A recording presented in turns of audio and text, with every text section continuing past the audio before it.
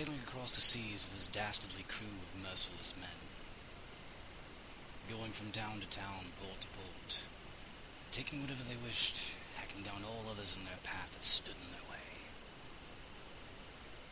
However, over time the crew began to view the captain as being weak. He wasn't as ruthless as he once was. He had begun to grow soft, they said. And so the first mate rallied together the crew to form a mutiny against him.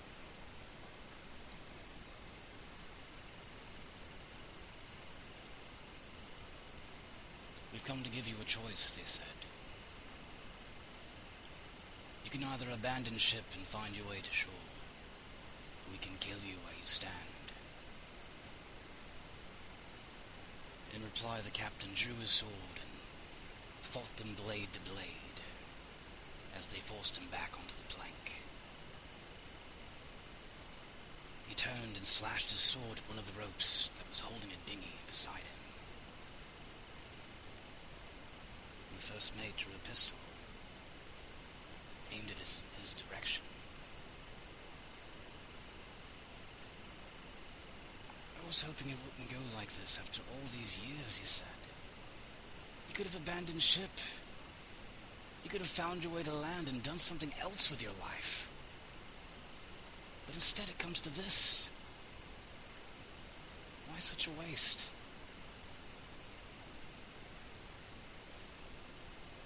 "This is who I am," the captain said.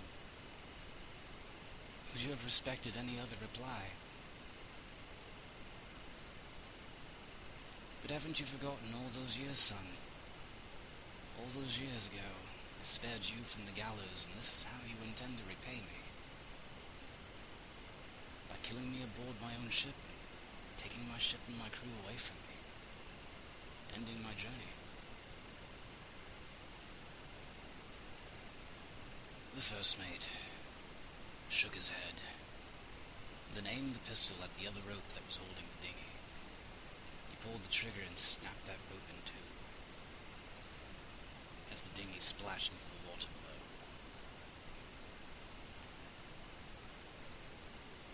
"My life for yours," the first mate said. "Consider this my debt to you repaid. Know this: should we ever find you upon the seas again, you shall be a dead man. That is our promise, and we shall hold to it if we ever see you. So steer clear. Do not strike out a path against us, for we shall bury you in the ocean."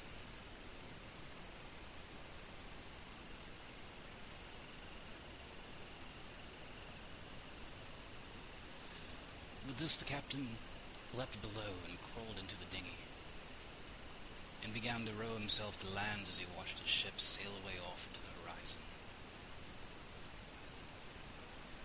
He got to port and made his way to the nearby tavern and had himself a drink.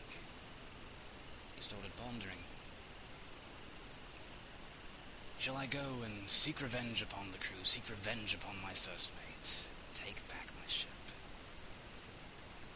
However, he found himself severely outnumbered with that endeavor. What if they hold true to their promise, he asked himself.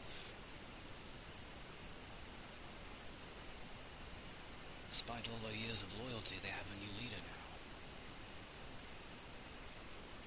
They adhere to his word. They adhere to mine no longer. And I wish not to be a dead man upon the sea.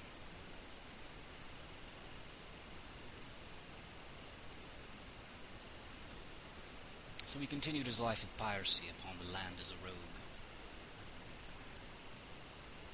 taking what he wished, hacking down all others in his path that stood in his way,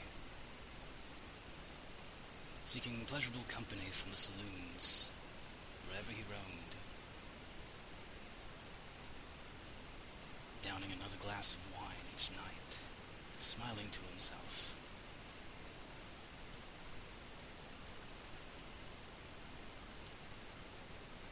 then one night he came across a traveling gypsy, a fortune-teller,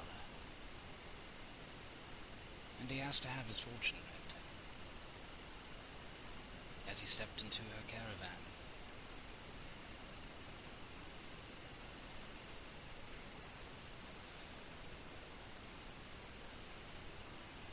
"You have a dark, dark path ahead of you, sir,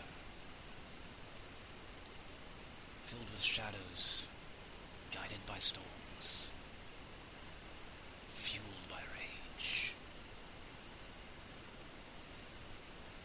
It's a path you can turn from, sir. It doesn't have to control you, it doesn't have to rule you. You can stray from this path and seek out a different light.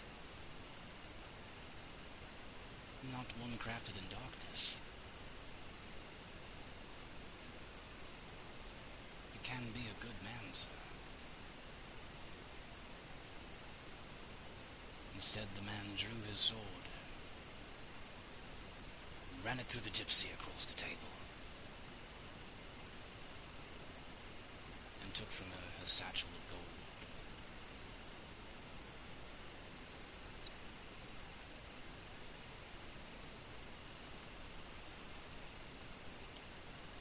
As the gypsy lay dying, she spoke in a language unheard of to the man's ears.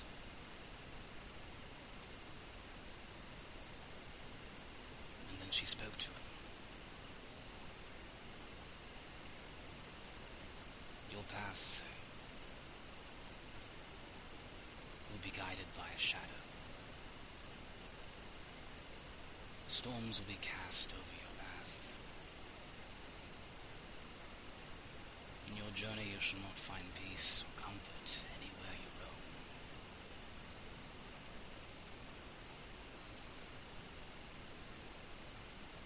You have been cursed, sir,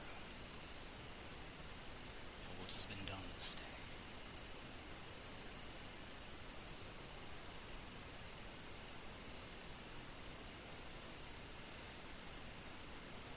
The man walked away, paying no mind to the gypsy's warning. "It's just heresy," he said. "The ravings of an old dying gypsy.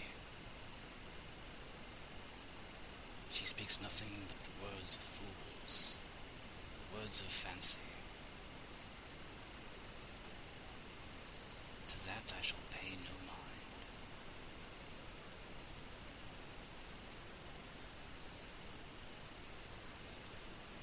And so he continued along his path, taking what he wished, hacking down all others in his path, seeking pleasurable company wherever he roamed.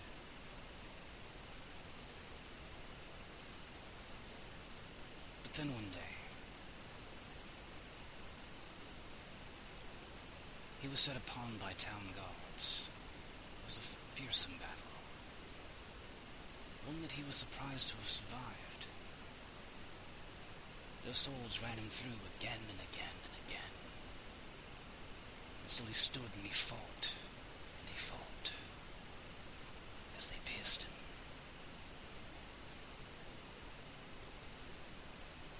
But he was blinded by rage, noticed not their souls,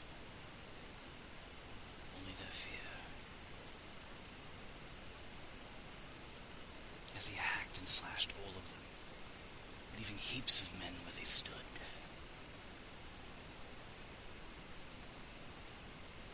But then the storms of rage cleared, and his blindness faded. And he looked down at the garments he wore. They were slashed and pierced, and yet he felt nothing. And then he looked at the flesh that rested underneath, unscathed, unwounded. And then he remembered the words of the gypsy.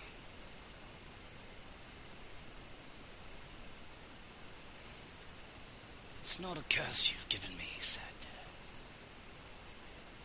"It's a blessing. Death cannot have me now. Death cannot touch me." claim me.